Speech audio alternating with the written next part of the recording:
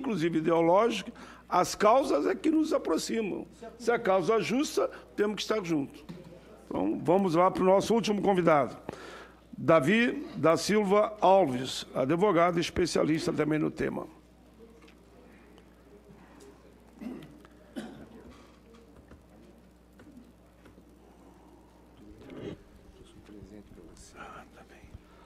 Bom dia, senador Paulo Paim. Bom dia a todos da mesa. Bom dia a todos os presentes, aqueles que nos acompanham pela internet. Um bom dia a todos. Que Deus abençoe a todos. É com a grata satisfação que eu me dirijo nesta oportunidade, dizendo que sou suboficial fuzileiro naval, ingressei no ano de 1980 na Ilha da Marambaia. A Marinha me acolheu na mais tenra idade dos meus 17 anos, forjou o meu caráter, me deu uma formação militar, física, moral, me deu um nome na sociedade. Então, eu aprendi desde cedo que gratidão é um valor que facilita as relações. Eu quero, primeiramente, registrar o meu agradecimento à Marinha do Brasil e estendo também a todas as Forças Armadas. Como o colega ali, nós participamos de manobras com o Exército, Marinha, Aeronáutica, inclusive, na condição de fuzileiro naval, ministrei alguns cursos de tiro para a Polícia Militar do Rio de Janeiro. Eu gostaria de fazer uso da palavra como advogado. O advogado é previsto na Constituição como indispensável à administração da justiça. O artigo 133. Eu tenho um orgulho muito grande de ter um lastro militar, uma formação militar, mas hoje o que me alegra é ser advogado. Não quero ser juiz, não quero fazer concurso público, eu quero ter a capacidade de postular, de pedir em qualquer instância. E o que muito me alegra é que se hoje um senador, um presidente da República tiver uma dificuldade, eu tenho capacidade postulatória para defendê-lo. Isso é maravilhoso. E a Marinha proporcionou a minha formação. Então, eu registro aqui o meu agradecimento. Segunda coisa, eu quero registrar o meu respeito, a minha deferência, o meu apreço ao presidente da República, ao ministro Paulo Guedes, ministro da Economia, e ao ministro da Defesa, porque esse projeto de lei passou por eles. E eu aprendi que a autoridade deve ser respeitada. E como o senador Paulo Paim falou, nós discordamos, mas eu respeito as autoridades. Respeito o governo que está aí, respeito a todos os ministros. Mas como advogado, eu não posso me furtar de enfrentar esse projeto, enfrentar de forma robusta, de forma eficiente, com a previsão constitucional da ampla defesa do contraditório. Eu quero reunir, em poucas palavras, porque eu acredito até que nos aspectos técnicos nós já estamos satisfeitos. A doutora falou muito bem, o Fabrício, os outros colegas. Então, eu tenho um pouco a acrescentar. Então, eu não tenho como olhar, como advogado, esse projeto sem me balizar na Constituição. Porque no Estado de Direito que nós vivemos, diferentemente do Estado de Direito de 1824, quando no artigo 99 daquela Constituição Imperial, a primeira Constituição do Brasil, lá no artigo 99 diz assim: a pessoa do imperador não responde por responsabilidade nenhuma, a pessoa dele é sagrada. Hoje não. Com todo respeito ao nosso presidente, ao ministro da Defesa, ao senador, ao advogado, à advogada, a qualquer um de nós. Desde a Revolução Francesa, nós vivemos sob o império da lei. A lei é a fonte primária do direito. É nela que nós temos que nos balizar. Eu não estou aqui para pedir aumento. Eu não estou aqui por insatisfação pecuniária. Eu estou aqui como advogado para apontar que esse projeto fere, entre outras coisas, dois princípios. Um já foi falado aqui, que é o princípio da igualdade. Não tenho tempo para aprofundar o que é igualdade, mas essa frase, citada por Rui Barbosa, ela remonta à Idade Média e chega lá em Aristóteles. Ele é o autor desta frase. Falamos muito da democracia, que começa a ter corpo no ambiente grego, mas depois houve um hiato com o advento do cristianismo através de Constantino, e o direito era entendido como uma fonte divina. E com todo respeito, eu sou cristão, e a igreja tem um papel muito importante na história da humanidade. Mas chegou um momento que um autor maravilhoso, Emile Durkheim, diz assim: o direito surge dos fatos sociais. O direito surge dos fatos sociais. E é por isso, se o presidente estiver assistindo, e todo o alto comando das Forças Armadas, é no direito, é olhando a Constituição, que eu observei que esse projeto, desde o seu nascedouro, nasce com vícios.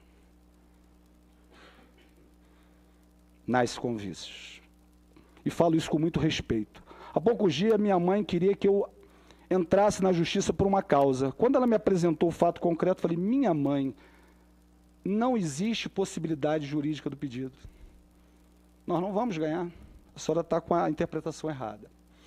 É a honestidade de atender no enfrentamento de uma questão com verdade, olhando a lei. Nós temos um parâmetro, que é a Constituição. E a beleza da Constituição já começa no preâmbulo, que o senador participou. Quando os constituintes disseram: nós, representantes do povo brasileiro, reunidos em Assembleia Nacional Constituinte, para instituir um Estado democrático, destinado a garantir os direitos individuais e sociais, uma sociedade fraterna, pluralista, justa, e buscando a solução das controvérsias de forma pacífica. É o que nós estamos fazendo aqui.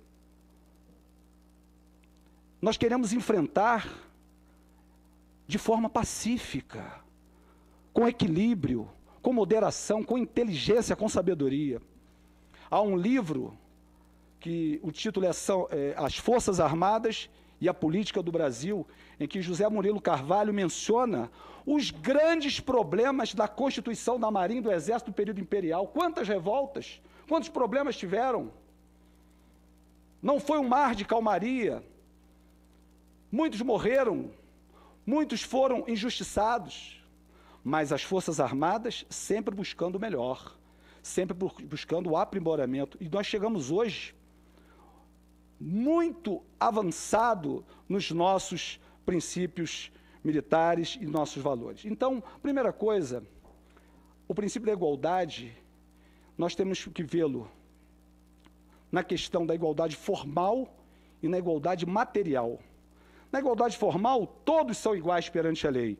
E no Estatuto dos Militares, nós temos algumas pertinências aos oficiais e às praças. E isso é perfeitamente igualitário, porque a Constituição diz, e eu vou citar algumas, de cor. O oficial tem que ser brasileiro nato. A praça não precisa ser brasileiro nato. Lá no artigo 12 da Constituição, nós veremos, o oficial das Forças Armadas tem que ser brasileiro nato. O oficial, ele adquire a sua estabilidade com a emissão da carta patente. A praça, após 10 anos, a estabilidade.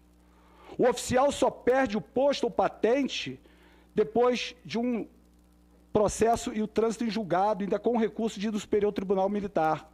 A praça pode perder no processo administrativo. Os comandantes das Forças Armadas têm o status de ministro. Às vezes é o almirante de esquadra, o general de exército e o tenente brigadeiro. Tem um colega do lado, que é almirante de esquadra, é general de exército e tenente brigadeiro, mas não tem status de ministro. Quem aponta a diferença é a Constituição. Então, existem diferenças. Honra a quem tem honra. Nós fazemos um concurso para soldado, para sargento, há um número de vagas, para oficial é muito mais difícil. Então, existe a honra, e quem aponta as diferenças é a Constituição. O que a Constituição não aponta? Tratamento igualitário. Então, quando se fala em remuneração, não se pode criar um curso com essa diferença absurda, porque a remuneração é de forma equânime a todos os militares. Quando a Constituição se refere aos militares, ela está apontando a forma genérica. Quando ela quer diferenciar, ela fala o oficial. Então, aquilo é pertinente ao oficial. E é por isso que o princípio da igualdade diz tratar os iguais de forma igual e os desiguais de forma desigual na medida de suas desigualdades. Existe uma diferença e nós temos que respeitar essa diferença. Se querem mudar, não é através de uma lei infraconstitucional. É uma questão de uma emenda constitucional. Então, esse é o primeiro ponto. O segundo ponto é o princípio da... Volta, por favor. O princípio... É o princípio da vedação retrocesso. Nós estamos numa casa que trata de direitos humanos. A sociedade avançou. A sociedade alargou o entendimento sobre o que que são direitos humanos. Então, nós não podemos retroceder. Nós estamos vivendo num estado social que busca garantir mais direito. A vida melhorou. Hoje todos nós temos celulares. Hoje nós temos acesso a nos cuidar melhor. Hoje nós podemos participar como este de um debate democrático. Isso aqui é histórico na vida das Forças Armadas. Praças participando de um processo legislativo. Nunca houve na história das Forças Armadas. Graças à democracia, graças aos direitos humanos, que se materializa no direito civil, no político, no direito social. Então, esse processo, como os colegas anteriores aqui falaram, ele tem que ser retirado, e eu faço um apelo ao excelentíssimo senhor presidente da República e todo o seu alto comando, que reconsidere o que nós estamos fazendo aqui, buscando um debate de forma moderada, equilibrada, respeitosa, para que nós atinjamos o nosso objetivo.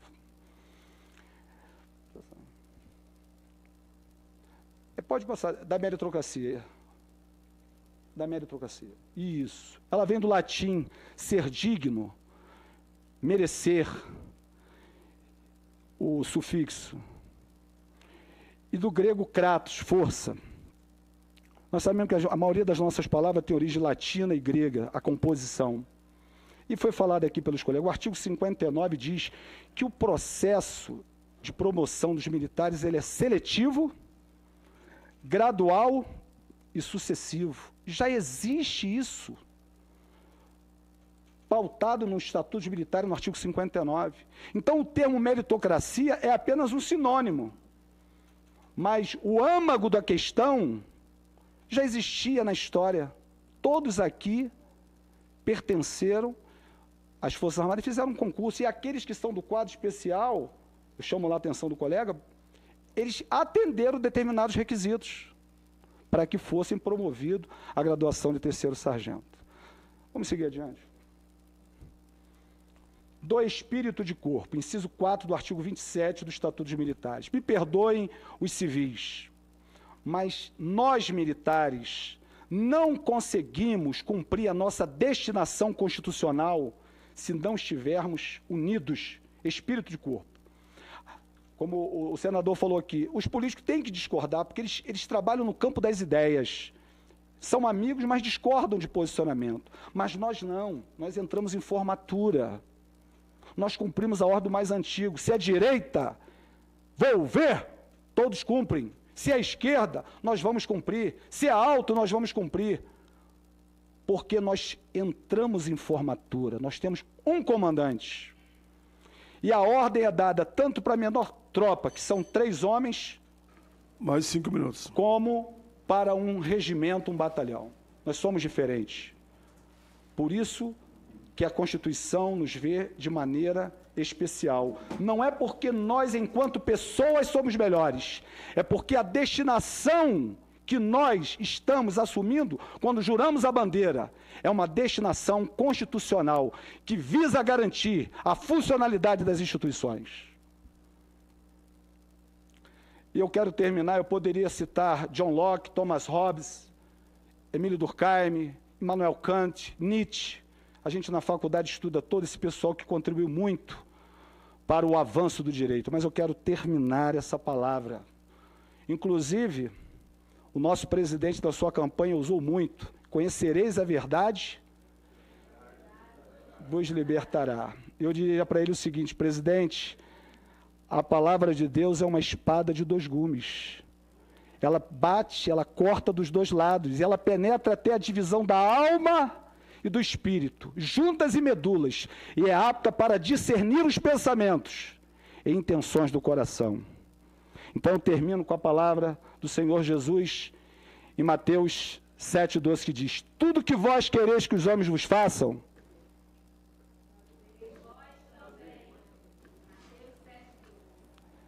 eu espero que os nossos oficiais generais saibam de uma coisa: nós somos militares cumpridores de ordem. Hoje nós temos várias praças que ajudaram, pegaram na mão do segundo tenente. Eles sabem disso, os senhores sabem disso. Eu fui instrutor de tiro. Vira essa arma para o lado, tenente. Calma, vamos lançar essa granada, vamos tirar o grampo no sentido horário. E eles aprendem rápido porque são capazes. Outra coisa, não existe preconceito. Eu tenho um filho oficial da Marinha. E quando eu levava ele para a escola naval, ele ia falando dos produtos notáveis até cálculo 2 para mim. Sabe muita matemática. Mas há poucos dias ele teve uma dificuldade, eu fui esperá-lo lá no 1º Distrito Naval. Eu falei: rapaz, o que está acontecendo? Pai, eu preciso da sua orientação.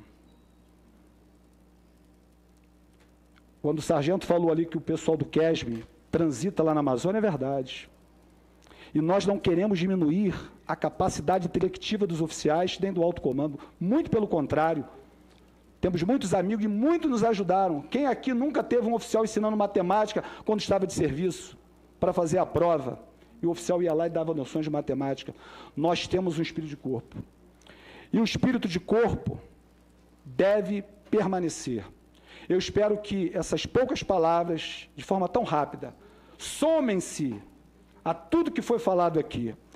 E termino agradecendo, senador. Foi um prazer conhecê-lo pessoalmente, conhecer essa casa, a sua simplicidade e a forma tão honrosa que o senhor nos recebeu. E agradeço a atenção de todos, e o meu desejo é que nós vençamos isso, não para o nosso bem, mas para o bem do Brasil, porque Deus está acima de todos. Muito bem, muito bem. Davi da Silva Alves, advogado, especialista no tema.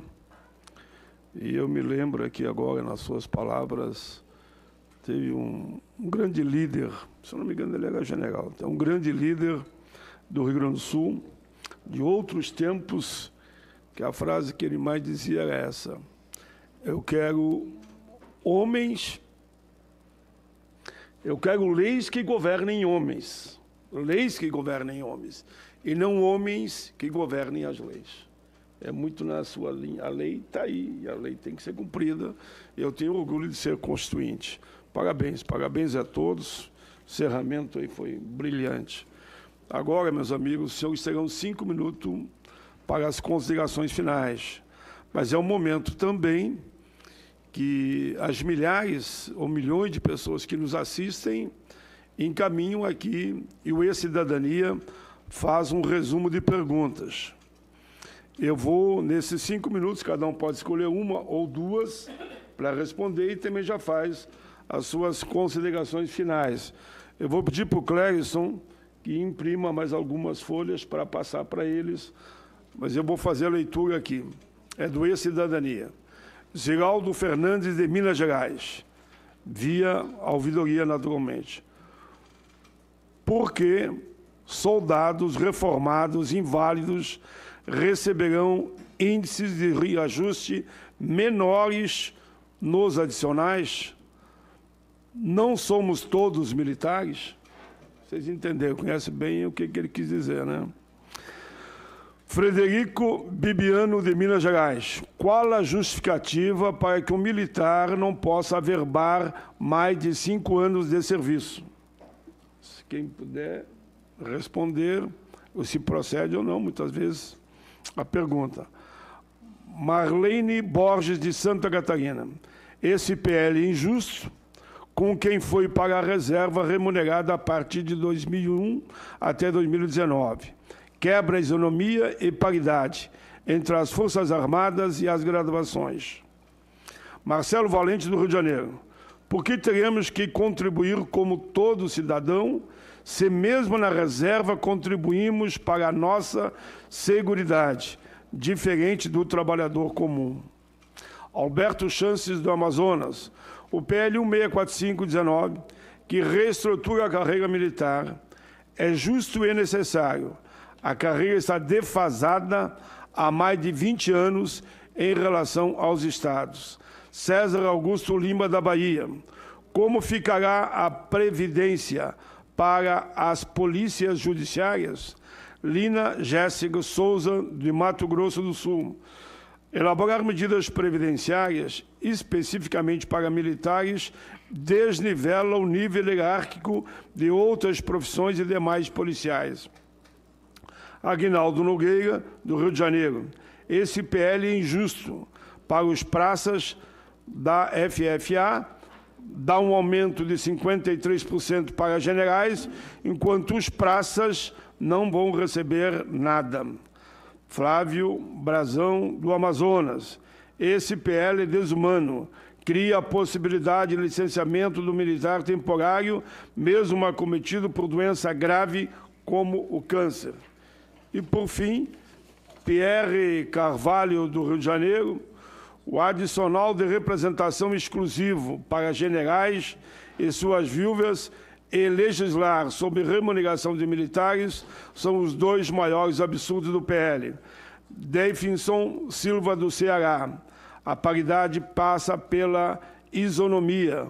O suboficial, seja ele da Aeronáutica, da Marinha ou Exército, tem que ser tratado igualmente, seja veterano ou da ativa. Em seguida, Vossa Excelência usa a palavra. A pergunta que eu vou responder se dirige a Alberto Sanches, do Amazonas. Ele diz assim: o PL 1645-19, que reestrutura a carreira militar, é justo e necessário. A carreira está defasada há mais de 20 anos em relação aos estados. Realmente, a carreira está defasada. O nosso enfrentamento não é que não haja uma reestruturação, mas a forma como está sendo feita. Existem pontos no projeto que nós discordamos e toda essa reunião de esforços é para nós aprofundarmos e melhorarmos as condições que são inerentes aos militares. Espero ter respondido, porque é uma pergunta muito simples, né? Nós já tratamos esse tema aqui. As minhas considerações finais, eu gostaria de fazer uso de uma frase de um escritor inglês de natureza, de origem irlandesa, chamado Oscar Wilde. Ele viveu no século XIX, era homossexual, um escritor, e ele, em uma das suas frases, diz assim: o progresso é a realidade das utopias. Hoje, o progresso está se tornando, mostrando aqui uma realidade, que para mim era utópico um dia eu chegar no Senado para discutir sobre remuneração dos militares. Eu acredito que esse sentimento passa pelos colegas da mesa e os presentes e aqueles que nos acompanham na internet. Eu acho essa frase muito pertinente para mostrar que as utopias existem para que nós alcancemos grandes conquistas. Então, parece utópico essa questão desse enfrentamento, mas nós temos que crer que, com a ajuda dos parlamentares, analisando, nós vamos, se não de tudo, conseguimos algumas reconsiderações. E termino a minha fala citando um livro que se encontra nos terreiros de Umbanda, nos terreiros de Candomblé, nos centros espíritas, na maçonaria, nas igrejas evangélicas, nas igrejas católicas, nas bibliotecas dos meus amigos ateus, em qualquer biblioteca. Eu quero terminar com a Bíblia Sagrada. Há um texto em 1 Samuel, capítulo 30, em que o rei Davi teve uma batalha com os amalequitas. Com 600 homens, foi enfrentar aquele povo. 200 ficaram cansados. Certamente vinham de outras batalhas e falaram para o líder assim: nós estamos cansados e não vamos poder acompanhar o senhor. Davi falou o seguinte: olha, então vocês que estão cansados, vai ficar à beira do ribeiro e faz a segurança das nossas bagagens. A logística, que nós militares chamamos. E foi com os 400 homens, enfrentou os amalequitas e os venceu, recuperando tanto as mulheres e os filhos que tinham sido levados cativos, como também os despojos. E quando Davi volta da conquista, alguns líderes que estavam com Davi, diz assim, agora nós vamos dividir esses despojos o seguinte, nós que lutamos lá, que enfrentamos os amalequitas, nós vamos ficar com a maior parte. E quem ficou na beira do rio, descansando, tomando conta da bagagem, vai pegar sua mulher e seu filho só, não vai ganhar nada. Ao que Davi disse assim, não vamos fazer isso. A vitória é de todos nós. Vai ganhar a mesma parte quem foi guerrear e quem ficou tomando conta das bagagens e fez disso decreto até o dia de hoje. O que eu quero dizer com isso? Eu vou parafrasear dizendo que o pessoal da reserva, o pessoal já está cansado. E as pensionistas, quando eu entrei na Marinha, Fuzileiro Naval, eu fazia 70, 80 flexões, brincando. Hoje eu faço 30, 40 cansado. Ainda estou bem, né? Está bem ainda, hein? Ô, senador, eu posso até fazer a prova aqui, eu tiro o paletó e faço as 40. Não precisa não. Então, se me permite concluir. Então, a gente tem que aprender com esse livro. O Brasil precisa de moderação, de união. Nós precisamos nos unir. Nós somos um povo bonito, nós somos um povo alegre, nós somos um povo festivo. Nós não estamos aqui guerreando contra a alta patente das Forças Armadas. Mas eu queria, presidente da República, o senhor sabe que eu apoio o senhor, eu cantei, eu orei pelo senhor quando o senhor estava lá naquela situação. Medita nesse texto aqui, o que o Davi falou lá no passado, vai ganhar a mesma coisa. Quem foi para a batalha e quem ficou tomando conta da bagagem. Esse é o princípio. E concluindo a minha fala, nós temos aqui um senador do PT, temos um deputado do PSOL, eu não sou partidário, eu estou aqui como advogado, mas respeito os parlamentares, vivemos numa democracia. Agora, um dos sentimentos que deve nortear a vida militar é a liderança. É a liderança. E nós esperamos que o senhor, como militar que foi, e hoje o nosso presidente, que nós respeitamos, vemos o esforço desse governo, mas reconsidere esse projeto de lei para a alegria do povo brasileiro, para a alegria dos militares, das pensionistas e, principalmente, para o engrandecimento do Brasil. Que Deus abençoe a todos. Tudo bem, isso foi o advogado especialista no tema.